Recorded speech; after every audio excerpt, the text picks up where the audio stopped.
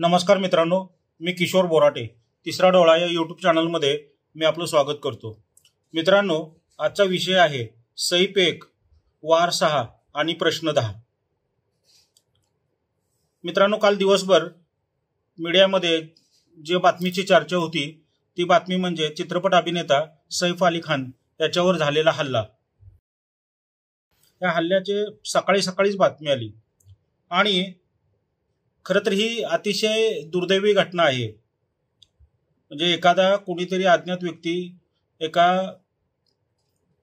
हिंदी चित्रपट सृष्टीतला आघाडीचा जो अभिनेता आहे, ज्येष्ठ अभिनेता, त्याच्या घरामध्ये शिरतो आणि त्याच्याशी झटापट होऊन त्याच्यामध्ये तो त्याला चाकूने हल्ला करतो। ही अतिशय दुर्दैवी घटना आहे आणि या घटनेचा निषेध करावा तेवढं कमीच आहे। परंतु ही बातमी सकाळी आल्यानंतर मीडियामध्ये ज्या पद्धतीची चढाओढ चालली होती बातमी दाखवण्यासाठी आणि जे काही किळसवाणे प्रकार चालले होते ते बघून अक्षरशः चिड आली, संताप झाला। म्हणजे TRP साठी सुद्धा आपण एखाद्या दुर्दैवी घटनेचा कशा पद्धतीने वापर करून घेतोय हे खरं तर इलेक्ट्रॉनिक मीडियामधून बऱ्याच वेळा पाहिलेलं आहे आपण। परंतु कालचा प्रकार जो होता तो खरंच समर्थन करण्यासारखा नव्हता। म्हणजे इतक्या त्या मीडियातून एवढ्या विसंगत बातम्या दिल्या जात होत्या, इतक्या विसंगती कुठे बघायला मिळाली नाही। इतकी विसंगती म्हणजे पहिल्यांदा आलं की तो म्हणे चोर घरात आला, तो त्या महिलेशी उज्जत घालायला लागला। तिथून सैफ अली खान आल्यानंतर त्यानं त्याच्याकडे खंडणीची मागणी केली, ती दिली नाही म्हणून त्या दोघांच्या मध्ये झटापट झाली आणि त्याच्यातून मारलं गेलं। सैफ अली खानवर त्यांनी वार केले, अशा पद्धतीची बातमी आली। आता एखादा चोर जर एखाद्या घरी चोरी करायला आलेला असेल तर तो तिथल्या कुठल्या कुटुंबातील सदस्याशी किंवा मोलकरणीशी हुज्जत घालत बसेल किंवा तिथं वाद घालत बसेल का, हा पहिला प्रश्न आहे।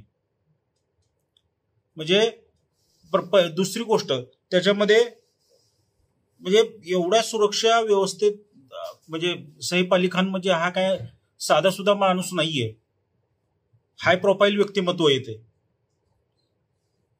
ते खानदान म्हणजे नवाबांचं खानदान आहे ते।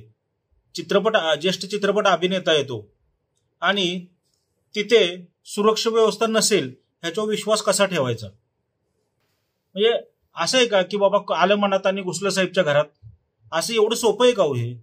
खरं सांगा तुम्ही, ते तुम्ही सुद्धा विचार केल्यावर तुम्हाला सुद्धा आज म्हणजे कालपासून सारखं डोक्यामध्ये ते चक्र चालू झालं असेल की एवढं सैफ अली खानच्या घरामध्ये घुसणं एवढं सोपं आहे का? पॉसिबलच नाही हो। कोणी सर्वसामान्य माणूस असा डायरेक्ट घरात कसं जाऊ शकेल?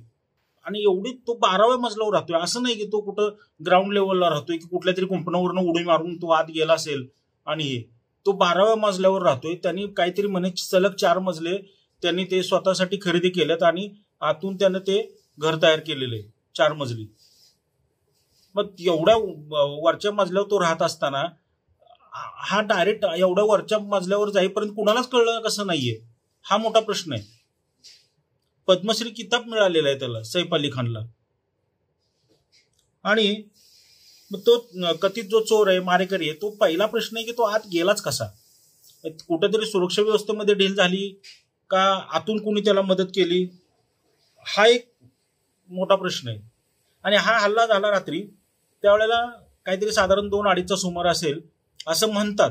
मीडियामधूनच हे ऐकायला मिळते की करीना कपूर ही कुठेतरी करिश्मा कपूर बरोबर गर्ल पार्टीमध्ये होती। गर्ल्स पार्टीमध्ये बघा, एका मुलाची आई गर्ल्स पार्टीमध्ये होती। हे मीडिया काय बातमी देते बघा। आणि दुसरा याच्यामध्ये म्हणजे बघा कसं होतं की सैफ 1 वार 6 आणि प्रश्न 10 प्रश्न कसे निर्माण होतात बघा। एवढा मोठा अभिनेता आहे, त्याच्यावर हल्ला झाला, हल्ला झाल्यानंतर त्याचा मुलगा इब्राहिम यांनी काय केलं, त्याला रिक्षातून लीलावतीमध्ये नेलं। रिक्षातून? अहो, सर्वसामान्य माणसाच्या घरी सुद्धा गाड्या आहेत आजकाल। सैफ अली खानच्या घरी किती गाड्या असतील? एवढा मोठा माणूस, त्याच्याकडे ड्रायव्हर नसेल रात्री त्याच्याकडे, ठीक आहे, इब्राहिम गाडी असेल, इब्राहिम समजा नाही तो टेन्शनमध्ये गाडी चालवू शकणार, हे मान्य करतो आपण. शेवटी वडिलांच्यावर हल्ला झालेला आहे, हे दुर्दैवी हल्ला आहे, तो नाही गाडी चालवू शकणार हे आपण मान्य केलं क्षणभर. तरी ड्रायव्हर नाही असं कसं होऊ शकेल? हे लोक रात्री पार्ट्याला जातात येतात, यांच्याकडे ड्रायव्हर नाही, ह्याच्यावर कोण विश्वास ठेवेल? हे सगळं म्हणजे अनेक असे प्रश्न उपस्थित होत आहेत, अनेक प्रश्न. एवढा सगळा गोंधळ झाला. बरं, ही सैफ अली खानची त्या कथित चोर किंवा मारेकरी जो आहे त्याची जी झटापट झाली, ही काय अशी म्हणजे एवढी झटापट झाली असेल, ही काय अगदी मुक्यानं झाली का? आरडाओरडा झालंच असणार ना. मग एवढा आरडाओरडा झाल्यानंतर कुणी सुरक्षा कर्मचारी आत आले नाहीत, त्यांना समजलं नाही. म्हणजे सगळ्या गोष्टी त्या अजबच आहेत. आता ते पोलीस तपासातून हळूहळू काय असेल ते बाहेर येईल, तो भाग वेगळा आहे. परंतु जे प्रश्न निर्माण होत आहेत ना, ते ह्या अशा पद्धतीचे प्रश्न निर्माण होत आहेत.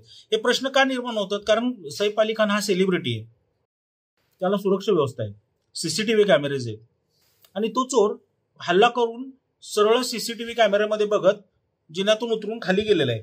बाहेर पडला कसा, आत आला कसा, जाऊ द्या, एक वेळ दुर्लक्ष करू, आत आला. पण तो येऊन तिथं सैफ अली खानशी झटापट करून त्याच्यावर वार करून तो बाहेर गेला कसा? आज ज्या वेळेला झटापट चालू होती त्यावेळेला कुणी गोंधळ केला नाही. ते मोलकरीन वगैरे, इब्राहिम वगैरे हे सगळेजण एवढे शांत होते. आणि यांनी जर गोंधळ केला असेल तर सिक्युरिटी गार्ड्स आत आले का नाहीत?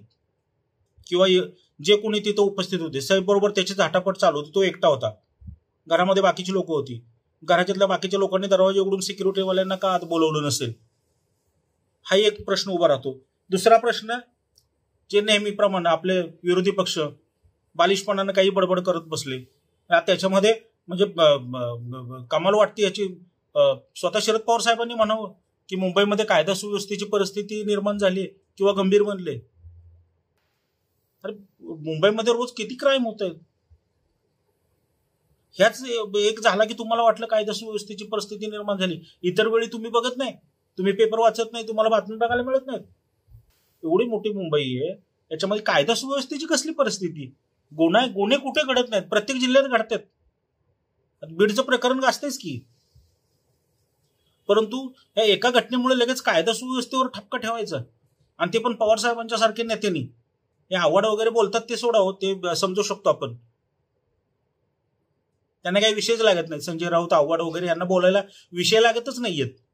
पण पवार साहेबांच्या सारख्याने पण असं बोलावं म्हणजे कमाल आहे. हल्ला झाला हे दुर्दैवी आहे, या घटनेचा तपास होऊन हल्लेखोराला ताबडतोब शिक्षा व्हावी ही मागणी करू शकतात पवार साहेब, नो डाऊट. पण त्याच्यावरून लगेच कायदा सुव्यवस्थेवर बोट ठेवायचं हे काय म्हणजे रुचलं नाही बाबा.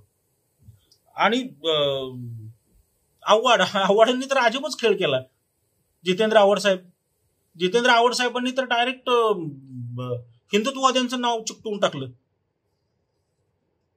काय तर कुठले डॉट्स कुठं जोडले, तैमूर नाव ठेवलेलं लोकांना काही जणांना आवडलं नव्हतं, मग त्यांनी कोणी हे केलंय का वगैरे, काय काय काय काहीही बडबडायचं, काय वाटेल ते बडबडायचं. दुपारनंतर ज्या वेळेला संशयित आरोपी पकडला आणि त्याचं नाव जाहीर झालं, त्याच्यानंतर तोंडाला कुलूप. नंतर नाहीत काय बोलल्याचं किंवा ट्विट केल्याचं काय बघायला मिळालं. ते आमच्या सुप्रियाताई लगेच फोन करून करिश्मा कपूरशी संवाद साधला. एवढी लगबग जेवढी शाहरुख खानच्या वेळेस ह्या प्रकरणात दाखवली, तेवढी लगबग बाकीच्या पण गुन्ह्यांच्या बाबतीत दाखवा ना. पण ते नाही जमलं. हे काय काय चाललंय काय कळतच नाहीये. विरोधी पक्ष हे अशा पद्धतीनं विरोधी नेते हे करतायत, ते मीडिया बेजबाबदारपणे बातम्या देत आहेत. सगळ्यातनं काय अर्थ काय घ्यायचा, काय बोध घ्यायचा आपण? सरकार ज्या वेळेला बहुमतात असलं तरी विरोधी पक्षही तेवढा खंबीर आणि मजबूत लागतो सरकारवर अंकुश ठेवायला. हा विरोधी पक्ष मजबूत वाटतोय अशा पद्धतीचा. म्हणजे मीडियाचा तर आकार अमिबासारखा झालाय, आणि हे विरोधी पक्ष आणखीन विरोधकांची बालिश बडबड, यांच्या विरोधी पक्षांच्या ह्या अकार्यक्षमतेमुळं सत्ताधारी पक्षातल्याच लोकांना विरोधी पक्षाचंही काम करावं लागतं आणि सत्ताधारी पक्षाचंही काम करावं लागतंय. बीड प्रकरणात बघतोय आपण, बाजूला लावून धरले धस यांनी. धस कुठल्या पक्षाचे आहेत? भाजपाचे. सत्ता कोणाची? भाजपाची. रोज उठून सरकारला कार्यवाही करायला भाग कोण पाडतंय? सत्ताधारी पक्षाचे आमदार. काही झालं तरी हे जे प्रकरण जे सैफ अली खानवर झालेला हल्ला हा अत्यंत निषेधार्ह आहे. या हल्ल्याचं कोणी समर्थन करू शकत नाहीये. जो कोणी हल्लेखोर आहे त्या हल्लेखोराला कायद्यानं निश्चितपणे मुंबई पोलीस कडक शिक्षा देतील एवढा विश्वास तरी महाराष्ट्रातल्या मराठी जनतेला आहे. फक्त मला खरं तर ह्या गोष्टीवर व्हिडिओज बनवायचा नव्हता, कारण राज्यात एवढ्या काही घटना घडत असताना त्यातलीच ही एक घटना आहे. दुर्दैवी असली तरी ही घटना आहे म्हणून त्याच्याकडे मला दुर्लक्ष करायचं होतं. परंतु सकाळपासून मीडियाचा जो काही खेळ, काही गोष्टी तरी इथं बोलण्यासारख्या पण नाहीत, अशा बातम्या दाखवल्यात ह्या मूर्खांनी. त्याच्यामुळे मला व्हिडिओ बनवा वाटला. नाही तर मला ह्या दुर्दैवी घटनेबद्दल नव्हतं बोलायचं काही. आरोपी कोण आहेत, काय आहेत, कधी सापडत आहेत ह्याच्यावर फक्त मी लक्ष ठेवून होतो. ह्या मीडियाच्या आणि विरोधकांच्या बालिशपणामुळे हा व्हिडिओ बनवावा लागला. मित्रांनो, आपल्याला जर हा व्हिडिओ आवडला असेल तर निश्चितपणे हा व्हिडिओ लाईक करा आणि तिसरा डोळा या चॅनल ऑल पर्यायावर जाऊन ऑल पर्यायवर टिक मार्क करून सबस्क्राईब करा. धन्यवाद.